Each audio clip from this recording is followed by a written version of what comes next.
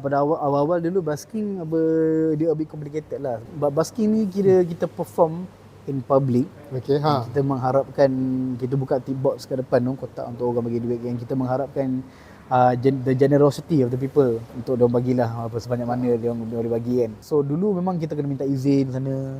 Kadang kalau melibatkan, kalau macam public sangat macam tengah bandar ke apa, tu kita kena pergi dengan bandaraya.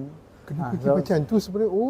Ada kadang-kadang bandaraya pun ada juga, dia orang ada buat macam bagi lesen. Kalau kita sekarang, especially now, kalau dengan bandaraya ni, kalau kita basking tak ada lesen, kena risau kena angkut lah. Memang ada. Okey. Dia memang provide a license untuk basking. But of course to get the license dia memang ada bagi audition lah. Itu macam mana dia orang filter. Sebab apa saya faham dia punya situation, dia orang tak boleh membagi sembarangan macam tu je. Lesen tu dia kena filter sesuai tahu orang ni basking dia sumbang.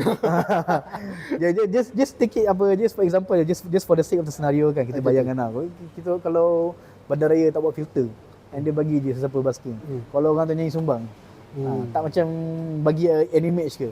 Yelah, sebab betul. KL ni kalau basking kat tengah KL ni, kita ni pun ada orang kita, yang kita ada turis. Takut ada, you will give a different image lah. So of course I understand that could be the probability. And then selain daripada bandaraya tu, kita ada juga association yang provide tempat untuk basker. Diorang dah jumpa dengan bandaraya, diorang dah jumpa dengan premis-premis yang mana diorang dah deal, and diorang buka kepada basker siapa yang berminat. Dan kita jangan jadi ahli diorang lah. Antara